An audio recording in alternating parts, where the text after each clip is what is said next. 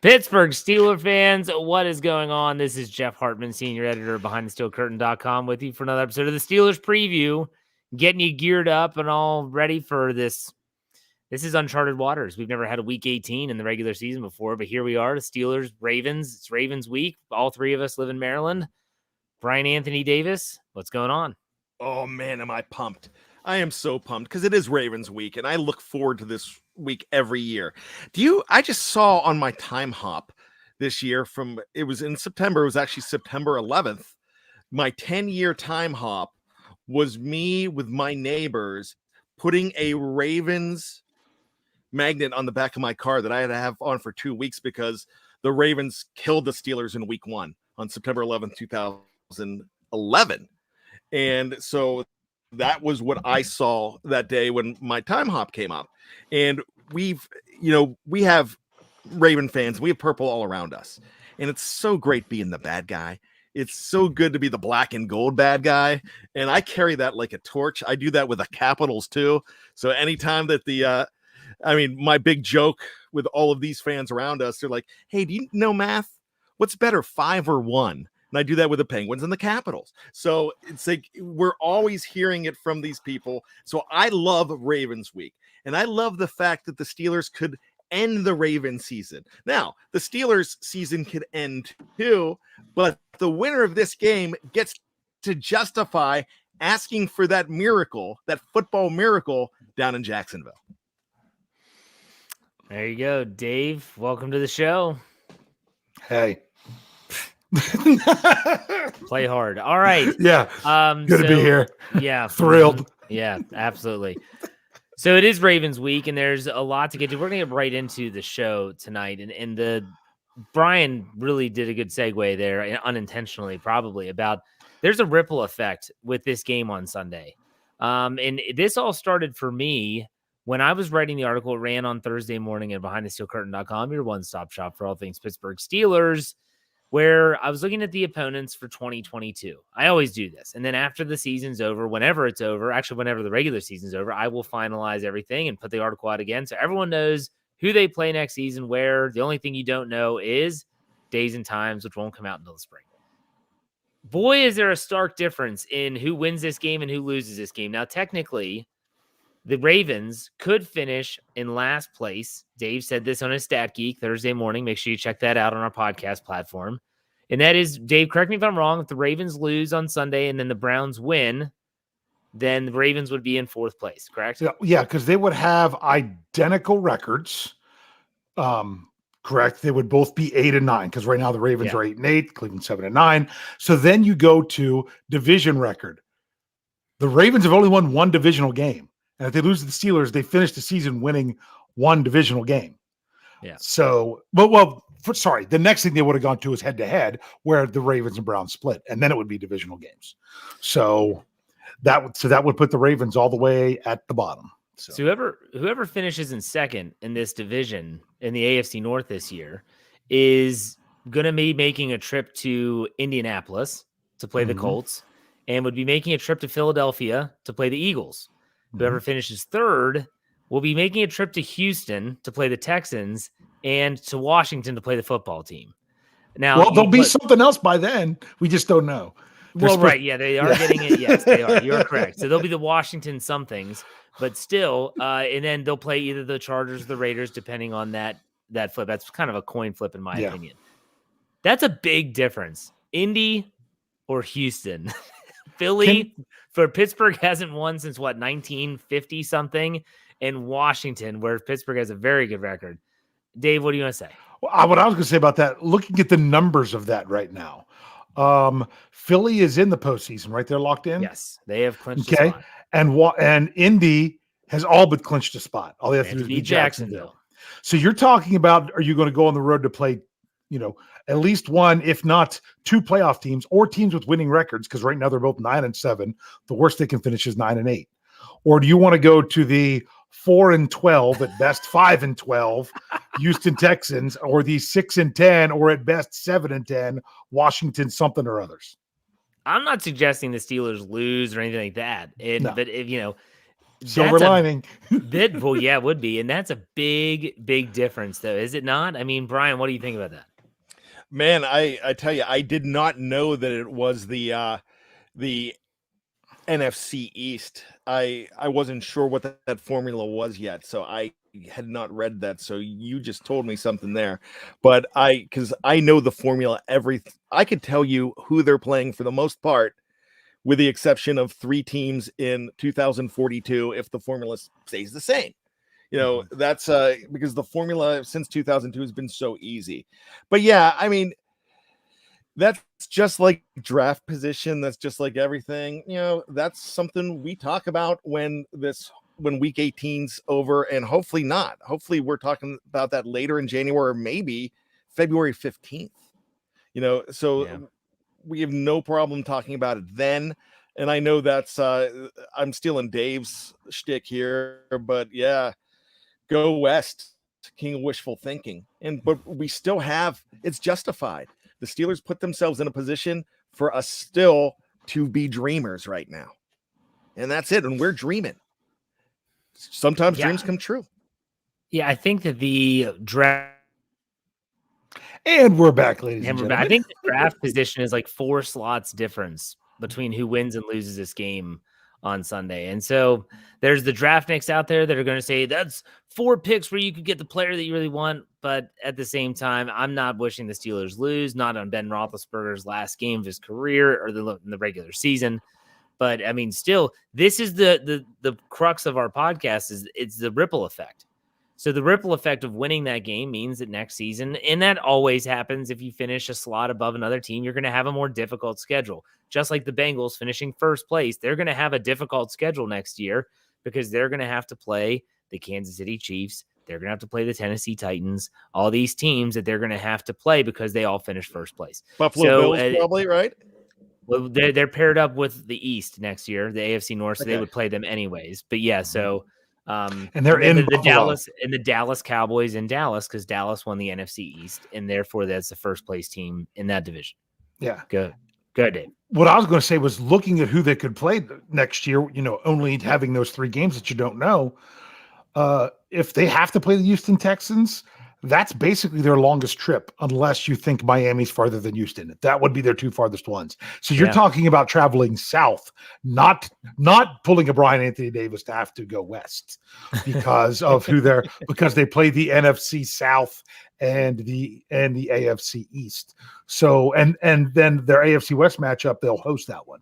So it's a pretty good travel schedule, regardless of how it works out.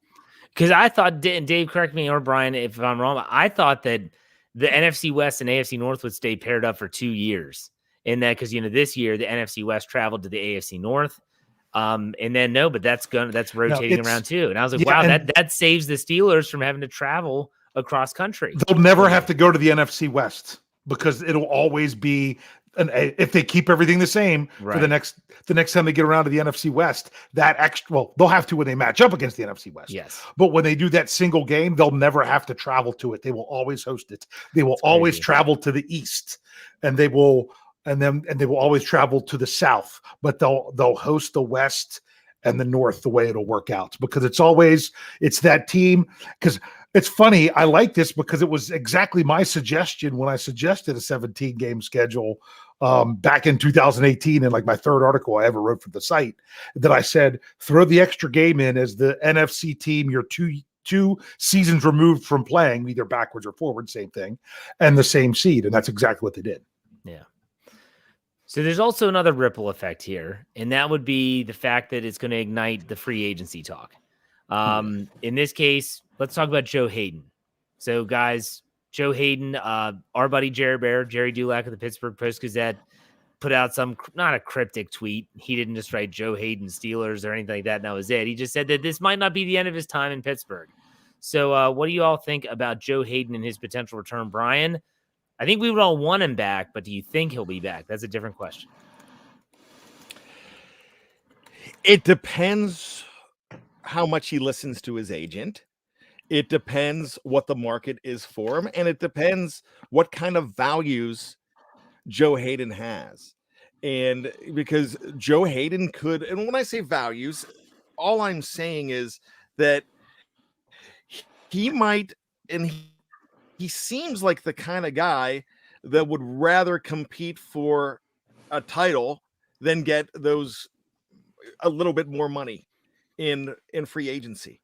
You know, I mean, is he going to want to go to a team like the Houston Texans that might throw a bunch of money at him?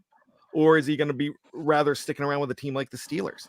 We saw something with, I thought when Ryan Kerrigan made his move to go to the Philadelphia Eagles and Pittsburgh was there coming a calling, I kind of thought that he made the move more because he wanted to stay in the East, in the NFC East. And that's kind of one of the things that he said, where the way the Eagles ended last season, you would have almost thought that it would have been a no-brainer for him to go to a team like the Steelers. So, you know, it just depends what's going on in his head. But Joe Hayden seems like a guy right now, if his career ended tomorrow, even though he's played more years with the Cleveland Browns and he becomes a Hall of Famer, then he goes in as a Pittsburgh Steeler because I think he identifies more as a Steeler.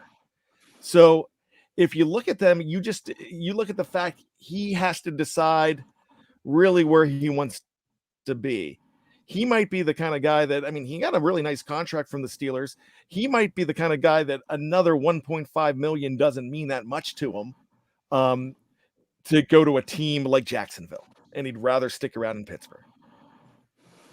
We should call that the Kevin Green syndrome or something like that, where he only played a few years in Pittsburgh when he got in the Hall of Fame. He played more years in LA with the Rams. He played with the Niners equally as long, the Panthers. Carolina. Like, nope, I'm a Steeler. Yep. Dave, what do you think about Joe Hayden? I love it. Yeah. And, you know, does he do a Tyson Alualu who almost really left and then said, you know what, that extra little bit of money isn't worth it? Here's my view on Joe Hayden. They're like, oh, he wanted a contract extension, and the Steelers said no. It wasn't no. I think the answer was, let's see. You know, you're getting up there. You think you're still worth this much. We're not ready to say that you're going to be next year. It's not that we're not going to want you, but let's see how everything plays out. Let's see how everything else plays without the rest of our roster. Maybe we don't think we have the money now and we will later. Maybe we'll think we'll have the money later and we're not going to. Maybe, you know, maybe you're going to outplay the contract we would have given you. Maybe you will not live up to the contract we would have given you. Because of all those reasons and his age, it was a good idea to wait. But they don't have to wait until the middle of March. Well, I wish I knew the date right now. I'll know the date as soon as the season's over, but right now I don't care about that. But they don't have to wait until that first day of free agency and stuff if they don't want to. They could just say, hey, Joe, we want you around. You showed us this year. Yeah, you had some injury issues. This is what we're comfortable with. We would like you to have this amount for you to finish up, you know, with the Steelers. What say you, Joe? And to me, that's how it plays out.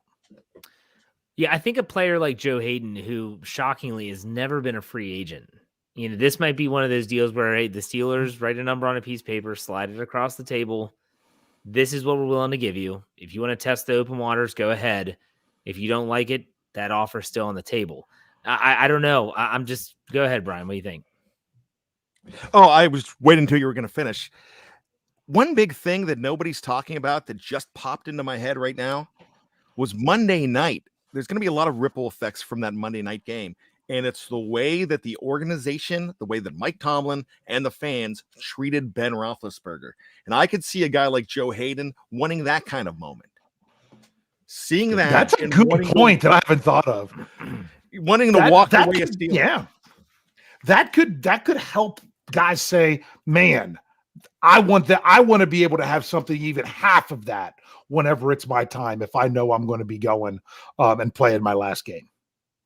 That's a good point. Yeah, that never crossed my mind. They did it right, and Ben got every accolade, or he got his due for once, you know, from the national media. Another thing that's going to happen, and this is a super chat I want to bring up here by SteelDog88 gave us $5, is here we go. He said, do you think J.C. Hassenauer can play himself into the starting center role heading into the next season with another performance? I'm not about to start talking about next season already, but you're going to have position battles. Let's talk about this. And Steel Dog brought it up. What do y'all think about J.C. Hassenauer's performance in week 17 on Monday night. It was just one game, but is that enough for you to say, hey, like, let's give this guy a legitimate look? Bryan, we'll start with you. It earns him an invitation is what it does. And it earns him a lot of respect from the organization and a lot of people saying, hey, maybe this guy has matured into a very good center and maybe he could be the next guy. It earns him a part of the conversation. It does not, what it does not do is it does not take away the conversation and throw Kendrick Green out of the conversation. It creates an open competition is what it does. And there's nothing bad about an open competition. Dave, what about you and JC Hassenauer? Okay. Several things. First of all, go watch the film room on BehindTheSteelCurtain.com, your one-stop shop for all things Pittsburgh, written by KT Smith today. Talks about the blocking, the offensive line. There was also something that was brought up today by one Bob Labriola of Steelers.com. And it's this. The Steelers kind of dumbed it down a little bit last week. And it could have been in a good way. I don't know if they did it because it was Hassenauer and not Green. I don't know if they did it because it was Semo. That's Coach Morgan, the new interim offensive line coach, I guess we should say, or what. But when you look at it, they were still running sub motion with their offense in the running game, but not as much. They weren't running as much motion completely across the formation as they sometimes do, which what that does is that changes up where guys are and could change the blocking assignment when they're already there and frozen and waiting to snap the ball. Then all of a sudden, boom, they've made their calls, they've pointed, and now all of a sudden everything's changed. They didn't do that as much. I don't know if that was because of Hassenauer or not. We don't know. Also, Kevin pointed out how they ran a lot of more inside zone, which is not something that they had done nearly as much this season.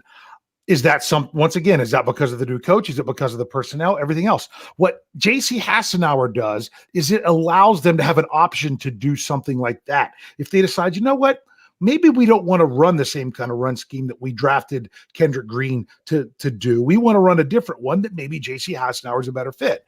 That's fine. Also, like you said in Let's Ride, it's one game. Even if he does well this week, because it looks like it's going to be him because Kendrick Green, he was limited yesterday and then went on the COVID list today. So it looks like it's JC Hassenauer again. That would still just be 2 games. So remember that. And JC Hassenauer last year was not good. Jeffrey Benedict will go on and on about that to say how he was not good. So remember that. Also, I said it before, if you think you just want to throw Kendrick Green in at guard, if he's not good enough to play center, he's definitely not going to be good enough to play guard. Don't just think he's magically going to be this all pro player because he moved one spot over and doesn't have the responsibilities there. He's either got it or he doesn't. So if he's not going to be your center, I wouldn't bank on him anywhere else. That's one. 2, how are we going to continue to throw players away after one season in the NFL? Is that what fans are going to constantly do? Everyone's wanting to just everything with Kendrick Green. It's one season. It's one season. There's no way the Steelers are going to give up on him that fast. Now, I don't think he should be penciled in as the starter necessarily. I think he should have to fight for that job. But my goodness, give the guy a chance more than one NFL season as a 3rd-round draft pick. Yeah, I think when you look at the number of rookies that come into the NFL and they look game ready and they are going out there making plays, like, yeah, you see them a lot, but not as a 3rd-round pick, in my opinion. Yeah, there are outliers. I'm not going to, and we all can rattle off some players that have done it, but in their first year, I mean, that's not the norm. We'll put it that way. So I did that. Was that a Stat Geek that I did to say how little 3rd-round draft picks play for the Steelers their rookie year? Yes, that was. Yes. I mean, they play 1st and 2nd rounders when they can, but they don't play 3rd rounders really. Yeah. And wow, I mean, look at that. What is it? 15 starts. Well, and then here's a guy that was a 1st rounder who played a lot, and he continues to get better. Sean Manahan gave us $2, and that's Mr. Trent Jordan-Watt, who was named MVP of the Steelers today, Thursday. 3rd straight time, 1st time in team history, is it not, that they've had 3? Is it the first time that someone's won it 3 times, or the first time they've won it 3 times in a row? 5th time. This is 5th time. No, 5th time somebody's won it 3 times. Oh, wow. Okay. Yes. That's incredible. It was in my article. I'm trying to remember who they are. So that's why that wasn't going to be my trivia because of that. Let's see. It was Rod Woodson.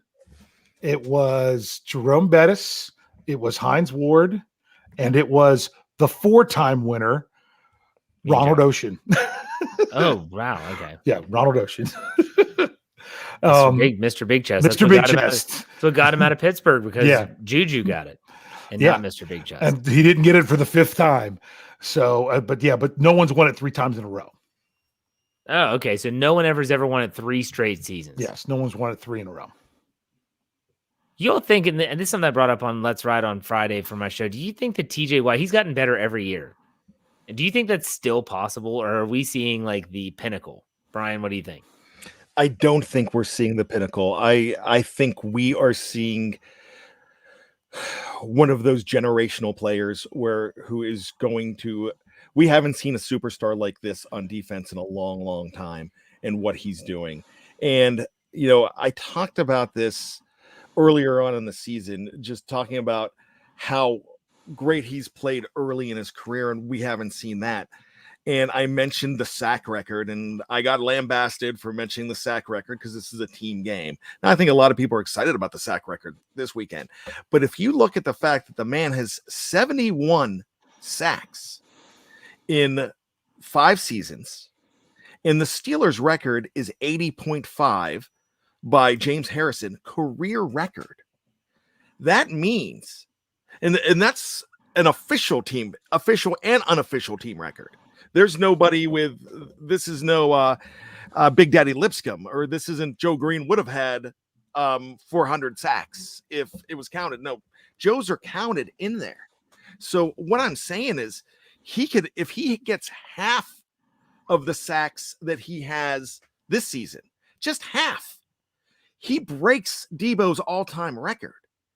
And he is showing to be having numbers like Reggie White and Bruce Smith. So this is a guy that is going to end up with better sacks totals, better stats than his brother. And even though his brother's boasting the fact that, well, I've done 20 twice, but you didn't break the record, JJ. Yeah. But what I'm saying is that, the sky's kind of the limit for this guy if he stays healthy. Gosh, he wasn't healthy that much this year, and he still has 21 and a half going into the last game. Comes off the COVID list and gets a couple sacks.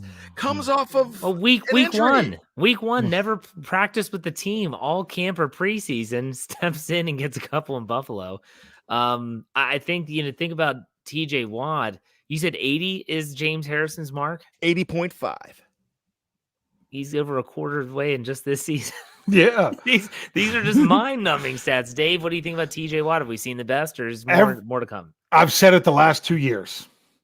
If we could just get the same from TJ Watt of what we got last year, the Steelers are going to be in great shape.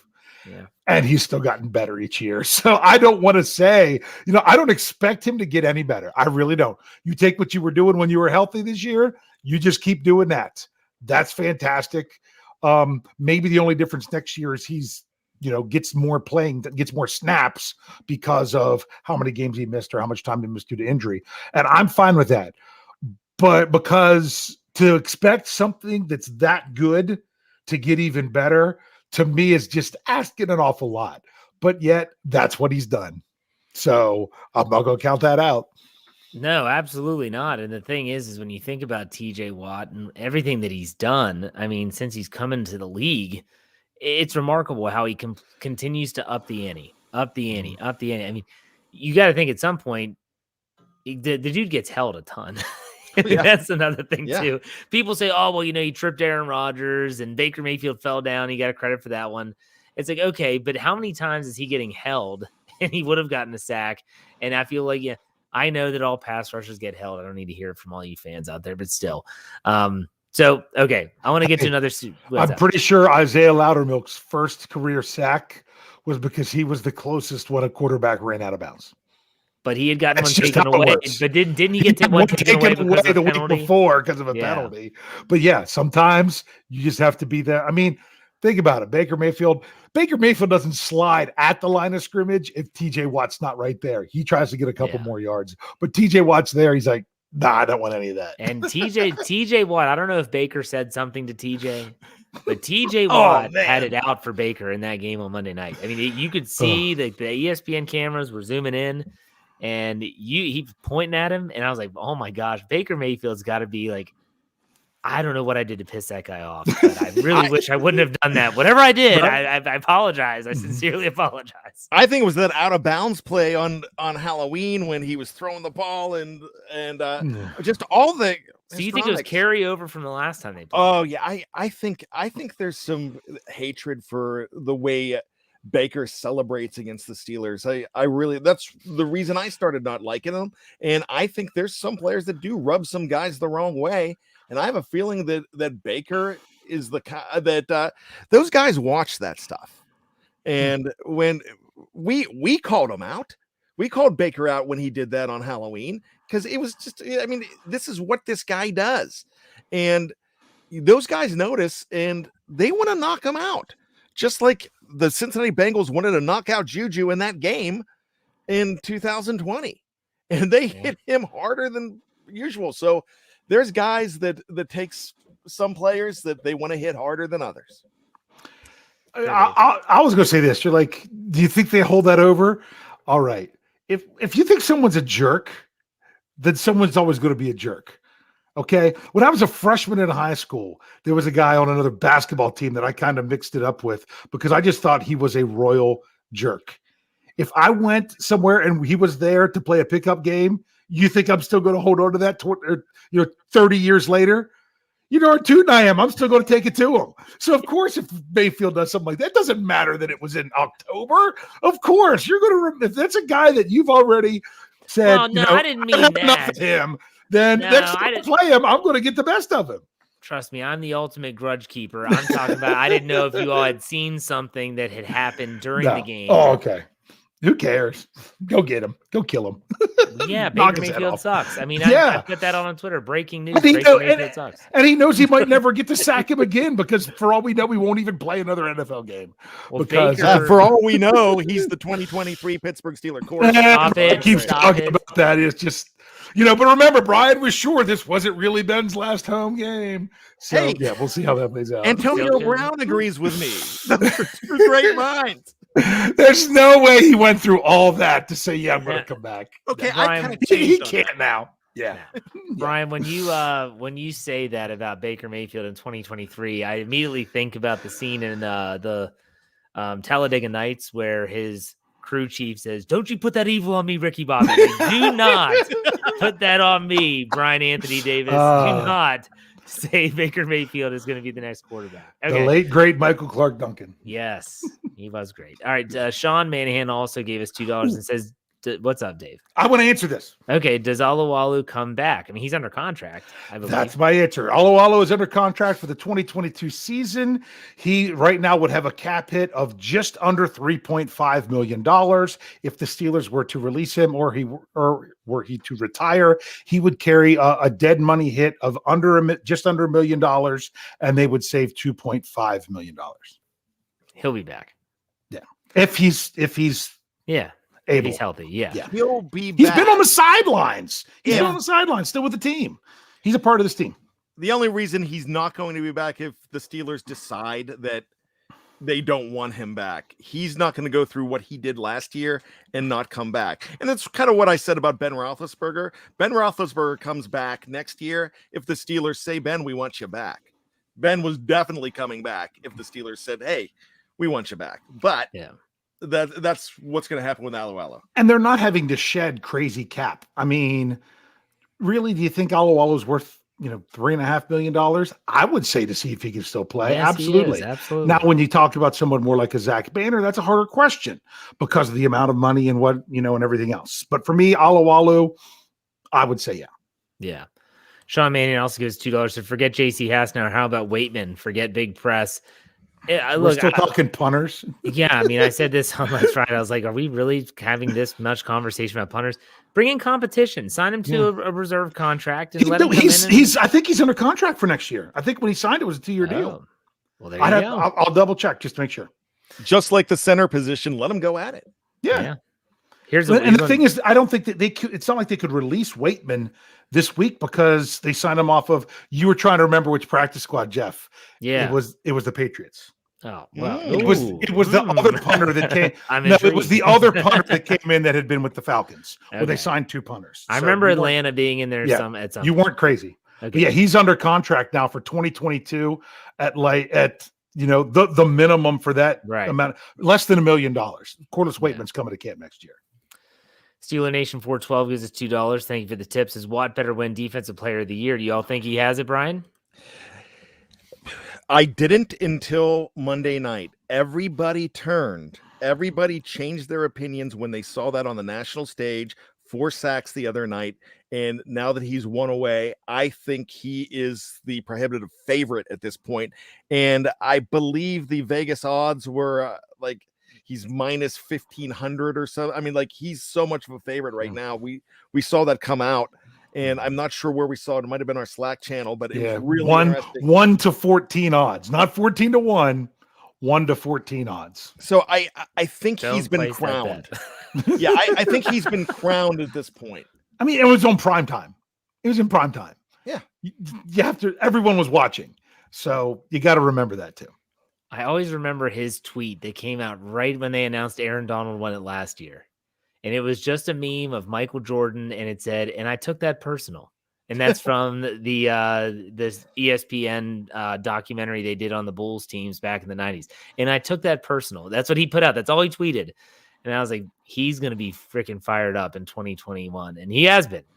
He has been. Let's get this other one, $5 here from Steeler Nation 412. Thank you very much. Says, out of these quarterbacks, which one would you want? Carr, Minshew, Rudolph? I have another one that's not on the list, but I'll let you go first, Brian. Yeah, just going to throw his Mariota in there. But why you gotta ruin it, Dave? Come on. You say it every week. Every week. It's no surprise. Jeff, surprise at all. Jeff, there's a remove button. You can use it if you want to. I'm really looking at. I think he's a complete wang, but I'll take Derek Carr in a heartbeat. I don't like him, but I'll take him. And the reason I would like a guy like this or a bigger free agent, because one of the main reasons I don't want Mason next year is that opens the door for the devil to come in 2023 and a guy like Baker Mayfield. It really does. I think Carr, what he's done in Vegas with not a lot of help. I mean, look at that. Those receivers aren't very special. Especially the last couple years when they had Tyrell Williams as their best wide receiver, and he was still slinging the ball for a lot. He works with the tight end really well. I would take Carr in a heartbeat, and the only problem is we would have to listen to his equal, even more of a wang brother, David. But I'm still taking him. All right, Dave, what about you? Right now, the way I see it is if it's Mason Rudolph, you don't have to add any more salary to your team, and I'm not saying Mason Rudolph is great. Mason Rudolph's the answer. He's the next, he's Ben Roethlisberger B, meaning he's just not quite there. Anything. I'm not saying that, but what I'm also saying is if you want to do something like even work the offensive line even more and work on fixing that, then Mason Rudolph's not a terrible option because you have him already. The question is with any of those other guys is how much money do you want to spend to bring in somebody else? Or do you want to use that money on, beefing up the offensive line or something? Use it somewhere. And it doesn't have to be on the quarterback position because I'm still going to go back and say it that I still think in that draft when the Cleveland Browns drafted first overall and the Pittsburgh Steelers took a quarterback in the 3rd round, that the Steelers had a better quarterback. Yeah. Well, Baker Mayfield sucks. Because Baker Mayfield sucks.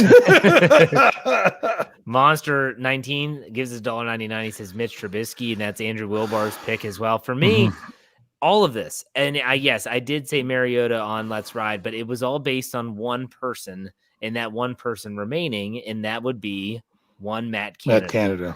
If Matt Canada is leaving, I don't want Mariota because I don't know who they're bringing in. I feel like Mariota in that skill set is what Matt Canada would want at quarterback. And so you have a succession plan. If you draft a quarterback, even in this draft class, which is not supposed to be that great, you might be able to get a decent quarterback, a developmental player in the second or third round that could sit. Now, the question then is, what do you do with Mason Rudolph? You have him under contract. Honestly, if I'm guessing, Mason Rudolph's the quarterback next season. And it's probably Dwayne Haskins. They're battling it out. And I hope, take this salary cap, like you said, Dave, and fix other issues, and then hope for a quarterback of some type. Hey, I said it last season. I know you did. I don't want to hear you say I told you so. No. I know I said that last season about how I was trying to fix the line. They still didn't do enough of it. I'm going to say this. When it comes to quarterback, if you bring in somebody else, either go big or go home. Either really invest in it. Who's the big fish that you would want then? I don't know that there even is one. But my thing is, I mean, honestly, out of those, Derek Carr's the biggest fish out of them. He's the one who I think would cost the most. But my thing is, if you go big, then that's your guy. Don't spend a ton of money to bring someone in to compete with Rudolph. Either go get someone who's gonna be the guy, and you know it when he walks in day one, or don't bring in someone that's competition, like I don't know if Mariota's the right guy, but like that kind of level of a quarterback, if you know what I'm saying. But that's me. I will also say this. You said about Marcus Mariota and paired with Matt Canada. Have we ever thought about there was a chance that maybe Kendrick Green is paired with Adrian Clem? Oh, that's a good point. Never thought about that. That he might not be the guy with the next guy, if you know what I mean. Just something to remember. So Kendrick Green plays for the Oregon Ducks next year. Love it. Just bringing that up. He does have one more year of eligibility. Just saying. If I can jump in real quick, Dave, I agree with Dave to the point too. If they don't bring a quarterback in next season, it's not the worst thing in the world. They can do that. They really need to fix other things, and with that money, they can do that. If they don't think drafting the guy is right there right now, that's fine. But there's so many things that they can fix, and there's so many things that they can do. Anyone hear Ben's comments on Mason Rudolph during his Wednesday? I did. Pretty interesting, wasn't it? Yeah. He said he felt that if him not being there is going to be really, really good for him. He said it's different when you're preparing, when you have a legitimate chance to be the starter, the full-time starter, than when you're just like you have that entrenched starter there. So I thought that was pretty interesting. All right. Clem's Tattoos gives us $2. Says AB said you can't regulate or speculate. I think that's the proper pronunciation he used as well. So thank you for the tip. Did you watch that whole cameo thing? I loved it. I watched half of it, and I was where was I? I was somewhere else where I was sitting in my car, and my signal went out. I'm like, it's not worth waiting. It's not worth waiting for the rest of it. Regulate and speculate. Yeah. Rajon 39 gives us $1.99. Name we didn't bring up, Joshua Dobbs. Says Dobbs fits Canada systems. Anyone giving Joshua Dobbs a shot next season? He's going to be there. Why else do you think they put him on IR for the season? Well, I know, but he's going to be in camp. Yeah. I will tell you this. I think there is a greater chance that Joshua Dobbs is in Steelers training camp than Dwayne Haskins. Do you think that regardless of, let's say it's Mason, Haskins, and Dobbs in camp next year, do you think it is legitimate, open competition? The best player that plays like training camp and practice and preseason is going to be the starter, or do you think that it's going to be Mason's job to lose? Brian, what do you think? I think it's going to be Mason's job to lose if that's the situation that they are in. The odds that I would put on Dwayne Haskins being a starting quarterback coming out of camp for any team, they would be a gazillion to one at this point, because he had his spotlight last year. They did everything they could to make him look good, but that was against 3s and 4s. And when he was against 1s and 2s, especially in that Carolina game, he was dreadful. Yeah. Well, okay. Good talk. Let's I didn't get to answer the question. Oh, yeah, I'm sorry. Go ahead. I thought you went first. No. But no, I agree with Brian. I would say it's Mason's to lose. Not a ton, but meaning it's not like it's a definite open competition that if somebody's barely better than someone else, that they're going to go with that person. I would say someone would have to be significantly better than Mason Rudolph for them to go to him. But I don't know that he'd be given. He's not going to be given a huge gap like some other one, like other people could possibly be. So it would be his to lose, but maybe not as big a gap to start. I will say, I think that if Dobbs doesn't want to pursue rocket science, that he could definitely go into the coaching ranks. I could see him being a Byron Leftwich type that, he's very analytical. People trust him. Ben trusted him more than anyone else probably on the sidelines. So if it doesn't work out as him as a player, okay. Y'all want to do a little over under here for the last week of the season, Ravens week. All right. Did we want to do the injury report or anything? Sure. I mean, we haven't really talked much about them playing the Ravens this week. We talked about a lot of stuff. Yeah, we've talked a ton, but I was just going to say, what's going on with the Steelers' offensive line? Because you've got Dan Moore Jr. missed 2 days, Kendrick Green's missed the last 2 days, Kevin Dotson's not been activated from injured reserve, Kendrick Green's on the COVID list. That's 4 of the 5 starters that started the majority of games this season. I would be curious. That aren't practicing right now. So if Trey Turner doesn't play, but still, yeah. If Trey Turner doesn't play and Dotson gets activated, that's what I think happens there. Do they put Dotson at right and keep LeGlue at left, or do they put LeGlue at right and Great put question. Dotson at left? What do you think? For Simo to answer. Yeah, I'm asking you what you think. Whoever does better, whoever's more comfortable on which side, based on practice, which we aren't privy to. Well, Dotson did play on the right in college. Yes, so, he did. He does have that. Brian, what would you do there? Disco, Simo, I don't know. Yeah, I would actually keep LeGlue where he is, and think that if you keep LeGlue where he is, I think Dotson can adjust. I kind of like what LeGlue's doing, and I'm anxious to see him in camp next year. I want to see that. I think he's doing everything he can to earn a spot. You still have the Joe Higgs of the world to stick in a few places. This offensive line could be okay next week.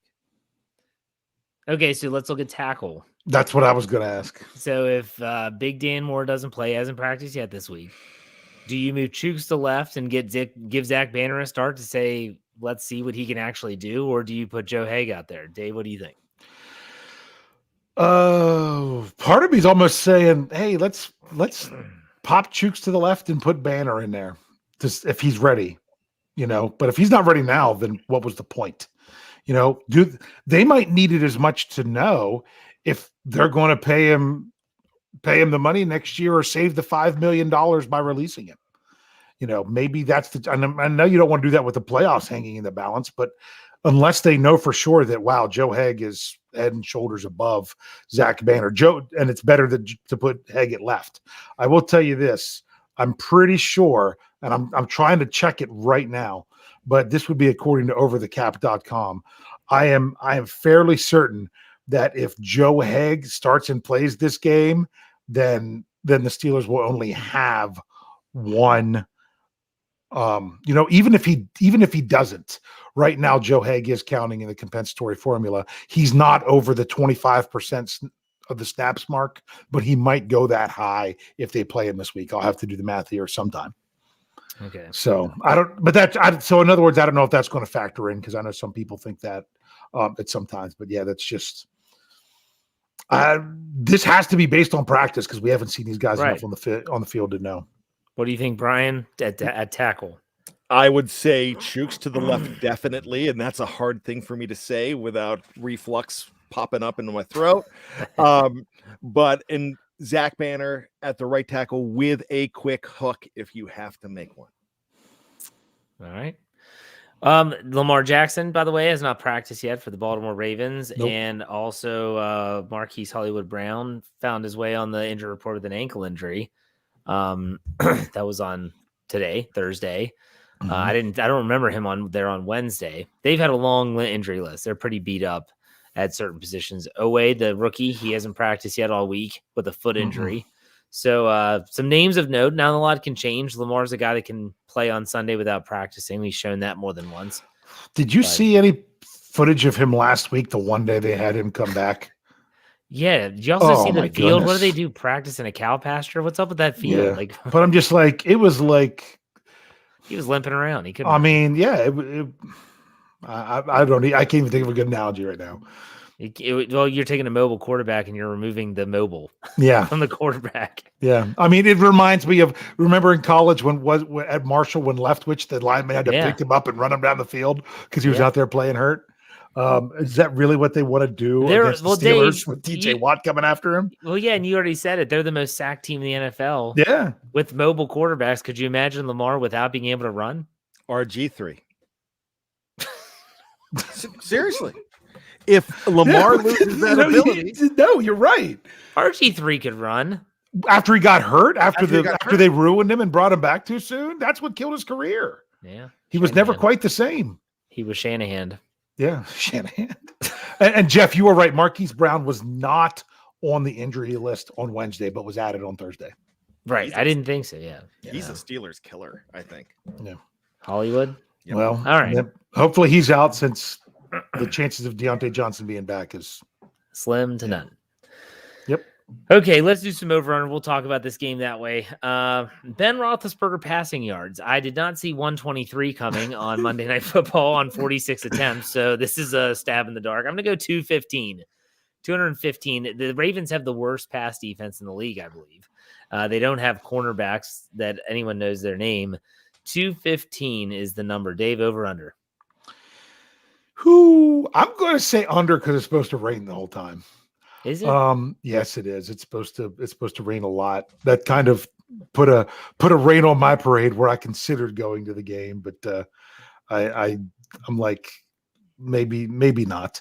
But the reason unless a wide receiver catches a short pass and busts it for a long run, is the only way I see it going over 215. I could see it more around the 195 range. Brian, over under 215. I love everything Dave Schofield just said. So I'm going to say yes. I'm going to say under as well.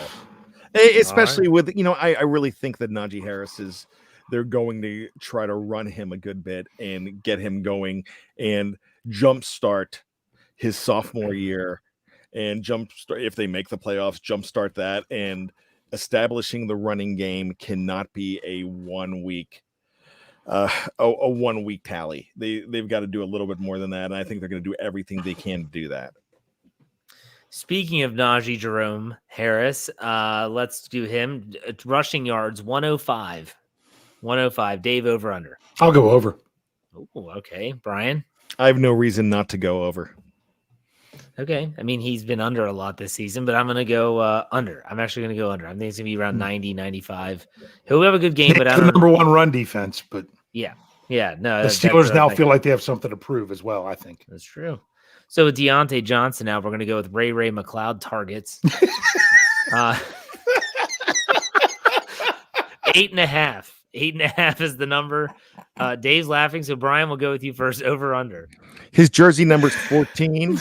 Go over. He's going to have more than his jersey number. In fact, they might just sign Ryan Switzer to throw to Switzer. He's on IR. No, they'll pull him off IR just so they have somebody to throw to. He and Daniil Hunter. All right, let's go.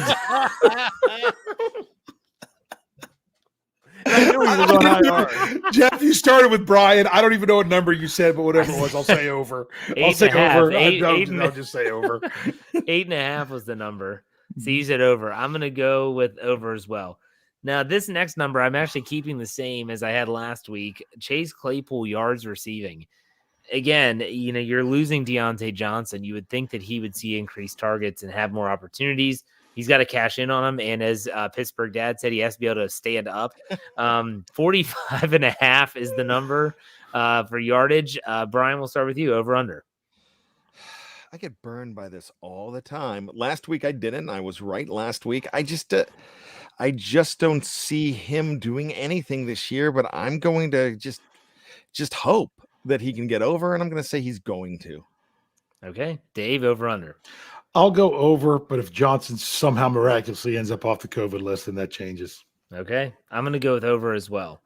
James Washington receptions. Now, this is again that we're talking about if Deontay Johnson doesn't play. I'm going to go 2.5. Bryan Anthony Davis, over under. Under. I don't believe in him right now. I don't think the Steelers believe in him right now. Yeah. Dave, what do you think? I'm going over because, frankly, someone's got to catch the ball if Deontay Johnson's not there. I mean, no Deontay, no Juju. My goodness, could you imagine realizing that's what you would have going into the last week of the season and still have the possibility of the playoffs? Whew. Yeah. But yeah, the number I had in my head was 4. Okay, I'm going to go with under 2. TJ Watt sacks. Trent Jordan. 2.5 is the number. Over under, Brian. I'm going to actually say under, but he is still going to not just tie the record, he's going to break Michael Strahan's record. I would feel better if Brett Favre was the quarterback and just go down easy like Strahan got the record. But no, I think he's going to get it, but I think 2. 2? So he has, all right, so 2023 is the unofficial record. Am I right? Yeah. I think I saw Jeffrey Benedict write that or said it somewhere that 23 is the unofficial. They didn't count those, just like Gene Big Daddy Lipscomb. Was it unofficial. Bubba Baker? I think it was Bubba Baker, maybe 1978. Something like that. I'm not sure. I wanted to break both. But Dave, over under 2.5. I am going to go over because this is the most sacked team in the NFL. TJ had 3.5 last time. I'm going to go with 3. I'm going to say he breaks the record, not just ties the record, but breaks the record before halftime, and then he gets another one in the second half. Wow, I like it. I'm going to go with I'm going to go push, get 2.5, and breaking my own rules. So, all right, let's go. You set the number. No, of course you would push. Team sacks, total sacks by the Steelers. They're coming off 9. I just don't feel like they're going to do that again, even though the Ravens take a lot of sacks. I said 4.5. So, thinking TJ is going to do most of the damage. Brian, what do you think? Over under? Let's go with under, but they're going to get 4. All right, Dave. I am going crazy. I'm going to do the unthinkable. I'm going to say they're going over. They're going to get 8. Ooh. And get to 60. Because I heard you on the stat key. Okay. Could you imagine 17 sacks in the last 2 weeks of the season? We go from 43 to 60. That would be completely insane. But yeah. The kids would say epic. Okay. Epic. Takeaways. 1.5. Steelers takeaways. Brian, over under. You know what? It kind of depends who the quarterback is for me.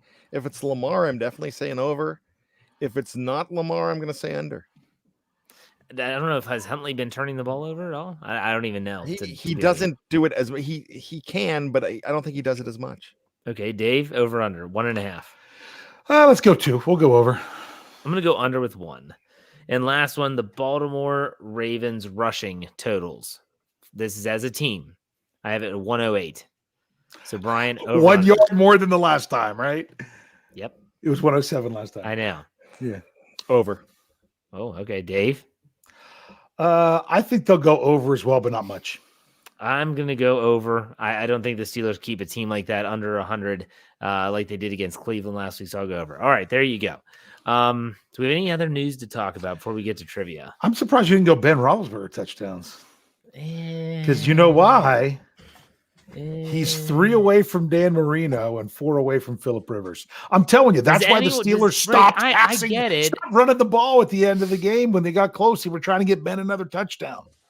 But I don't think he gets it. I get it, but I don't think he throws 3 or 4 touchdowns in a game. No. Not at this stage. No. And not without Deontay Johnson. Not without Deontay Johnson. Okay. Maybe he'll hit Fairmouth twice or something. Maybe. I would love it. I would love nothing more. But okay, let's go to Bryan Anthony Davis for some trivia.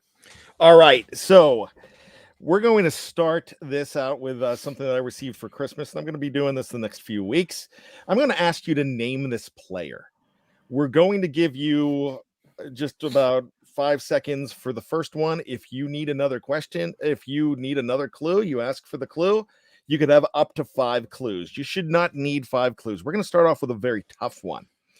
This gentleman starred at John Muir High School in California before enrolling at the University of Colorado. Cordell Stewart. No. Who was the defense? No, Charles Johnson. No. Ah, Shares first and last name with the horse trainer who won his first Triple Crown race with cloud computing at the 2017 Preakness Stakes. I don't know. who was the other guy they drafted from Colorado? They in the 90s, they drafted everybody from I know, that was the thing. NFL career consisted of 2 stints with the Steelers, 2 with the Patriots, and an 8-year stop in Seattle. 2 with the Steelers, 2 stints with the Steelers. You said Patriots? Yes. And how long in Seattle? 8-year stop in Seattle. Gee, Played inside linebacker. I was going to say, wasn't that? I didn't even answer. I was going to say, what that? I was going to go with Chad Brown. Okay. Played inside linebacker for the Steelers, but moved outside in 1996 when starter Greg Lloyd was lost for the season. Indeed, it is Chad Brown. I would have gotten down the last one, yeah. No, There's one more though. There was one more. It was the fact that he registered a career high 13 sacks for the Steelers in 96, earning the first of his 2 All-Pro selections in a 15-year career. Chad Brown. I don't know. Did you like that? Yeah, I do. Fun. All right, do another one. Oh, okay. I gotcha. I love it. Oh, here's a good one. Skipped his senior season at Notre Dame to enter the NFL draft. Jerome Bettis would be too obvious. I'm going Stephon Tuitt. Picked off Andy Dalton in a 2015 win over the Bengals to record his first career interception. Notre Dame. Interception. It is Stephon Tuitt. Oh, okay. Yeah, that's right. On the sidearm pass, and Andy Dalton broke his hand. Yeah. Racked up a career high 11 sacks during the 2020 NFL season. Yeah. That would have given it away. Posted on social media that the 10-0 Steelers game against Washington should be an easy one just before Pittsburgh suffered its first loss of 2020, and a 6'6" defensive end selected by the Steelers in the second round of the 2014 NFL draft. Now, these cards, the way they have the cards set up, I got this for Christmas, by the way. 5, 4, 3, 2, and 1. So those are how it's all set up. That's awesome. That's a good gift. All right, we're doing this every week. There you go. All right, I love Dave. it. You know what I say? I don't have to look up trivia anymore because I really like this of Brian. This is fun. We might ruin it because if we all 3 get together, we'll probably sit there and go through the whole day. Yeah, we would. Yes. Okay, so you ready for mine? Yeah. Here we go. Najee Harris became Jerome. His middle name's Jerome. No, Najee, not Jerome Harris, became the 10th running back in Steelers history to start 16 games this past week. And he will become the first to start 17 regular season games. I completely missed the mark on that. I'm like, oh man, if he gets over 12, that's good. Just because you know what happens with running backs. So because of that, can you name the other 9? Some of them did it multiple years, but yeah. So you started 16 games. So it doesn't have to be a rookie year. No, It not could the just be rookie in year. general. It was a Pittsburgh Okay. Steelers running back that started all 16 games in a season. I don't think Lev Bell ever did. He did one time. Did he? 2014. Okay. That was my guess, but I thought he got hurt, but that was the playoffs. Yeah. Okay. I have to see. We definitely have to see Franco. Franco did it 3 times in 78, 81, and 83. And because keep in mind that until 1978, they only played 14 games in a season. Exactly. Did Barry Foster do it 94? Barry Foster did not. No. Wow. Nope. Sam Morris? Pollard. Okay. Bam Morris was a no. Frank Pollard was a yes in 1985. I love Frank Pollard.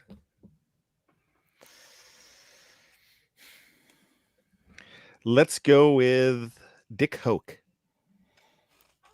That would No. He would have never been able. He's never been able to play 16 games. Yeah, I was going to say he was before 78, wasn't he? Yeah. Come on, there's some easy ones left. Mendenhall, 2010. Bettis Twice, 99 and 2000. Oh, I thought he was a given. I thought we said him. No. I was like, oh. Merrill Hodge, 89 and 91. Yeah. Okay, I doubt this, but let me go with Tim Worley. Nope. Okay, I didn't think so.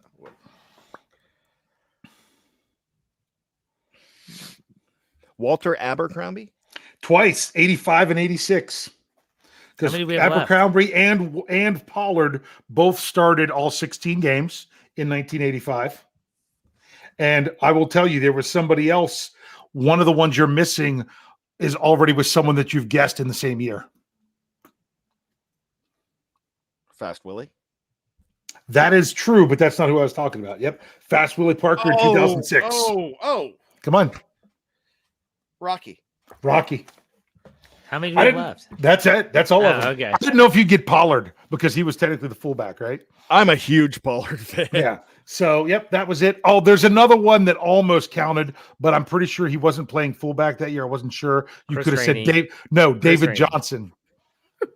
I don't know if he was fullback or tight end that year. He did start 16 games one season. Not Jonathan Dwyer. That's the one. No, not Dwyer. No. Jeff, we have a super chat from 20 minutes ago. Should I finally bring it up? It's Monster 19. Oh yeah. Yeah, he gave us $1.99. I'm waiting. Yeah. He said, pains me to say it, but Duval, obviously we're all rooting for the Jacksonville Jaguars this weekend to beat the Indianapolis Colts. If the Steelers take care of business and they take care of business. Dave, I thought your statistic on Stat Geek about how the Jaguars haven't lost to the Colts in Jacksonville since 2014? 2014. That's incredible. Well, when Jacksonville was the home team. I know, like I said, at least one of those games was in London. Here's another super chat from Rajon39. It says Sims is close to DJ. Play him. That's a practice squad receiver. I can't. You're going to have to bring one up if it might be him, or it might be the Anthony Miller. Anthony Miller's the other one. Don't forget Rico Bussey. Yeah. Oh, Bussey, 84. Bussey's back off the injury list. The other two guys were back off the COVID list. It could be any of them, or Tyler Vaughn's is the other option. Tyler Vaughn's that guy every other week. Boop, boop, boop, boop. Yep. He's gone. He's back. He's gone. He's back. It's like Steven Johnson from a couple years ago in LJ Fort. They're just like, boop, boop, boop. No. Or the great practiced one day, the good old Sutton Smith. Oh. Sutton Smith. Practice squad for one day. Yeah, I saw him sign somewhere on a practice squad. I think New Orleans or something. He was in Seattle for a little bit. Yeah. For a cup of coffee, literally. All right, let's do some final thoughts here. Brian, go ahead.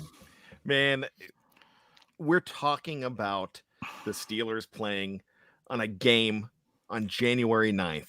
Now, they played in January so many times before, but that's the playoffs. It's a regular season game, and it's really cool. This helps save January. What happens if the miracle happens and Jacksonville wins? And something that I know I've brought up a lot, not a lot of people have brought this up, but it's really weird to think that in the last 6 years, when the Colts were on the road playing Jacksonville, and the reason I use the phrase on the road, it's because they played in London once in the last 6 years.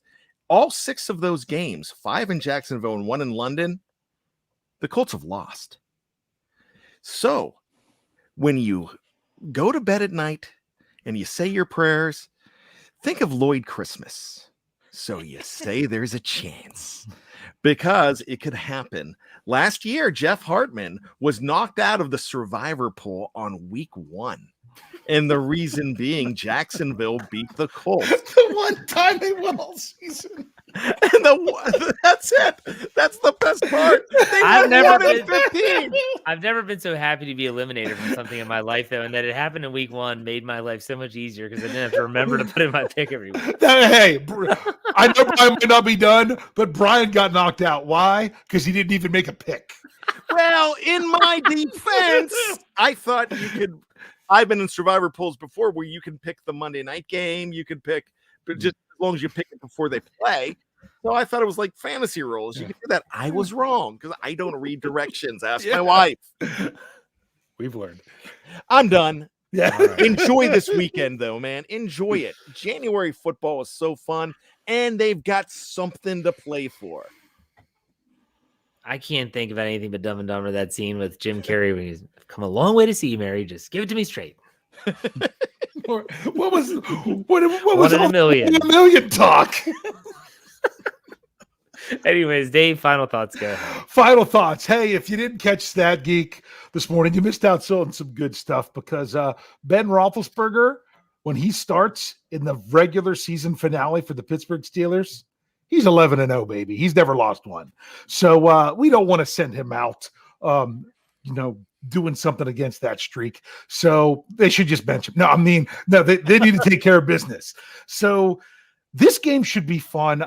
I am not going in with any angst about the postseason because you're asking, a 15-point underdog. Come on. Is it possible? Yeah, it is. But you know what? I'm wanting to just go in and enjoy this last Steelers game for this year. Try to get an idea of, is there something different with the offensive line? Is it the coach? Is it the what other things that we're doing, the way they're pairing them up? There's lots of things to learn from this game. But most importantly, if the Pittsburgh Steelers aren't going to qualify for the postseason, at least win the game. At least do your part. Because when we looked at this a while ago, going into the last quarter of the season, when there was 4 games left, you're like, hey, if the Steelers go 3-1, they have a pretty good chance. Well, they could go 3-1 and still not make it in. Why don't you go that 3-1 where you took down the current number 1 seed in the FC, you lost on the road to the number 2 seed, and then you finish it off taking care of business in your own division. I'm really excited. I'm not nearly as nervous about this game. I'm more excited for it because I just want to see if they can build on what they established Monday night, because I think they really showed what they're capable of, and I want to see if they can do it more than one time. Amen. I agree 100%. And on that note, we just want to make sure that everyone enjoys this final Ben Roethlisberger game. Just enjoy all of it. Take it all in at face value. Nothing less, nothing more. And make sure you check out BehindTheSteelCurtain.com. Should be your one-stop shop for all things Steelers, wherever you get your podcasts. Make sure you search Steelers or Behind the Steel Curtain. Subscribe and follow so you get all of our content, not just that's simulcast on Facebook and YouTube. You get all of our audio content like Dave's Stat Geek, like my Let's Ride podcast. So make sure you check that out. All right, Dave. For the last time in the regular season, why don't you send us off? Hey. All right, we'll see you next week. Maybe we'll be talking about the playoffs. Who the heck knows? We'll see you.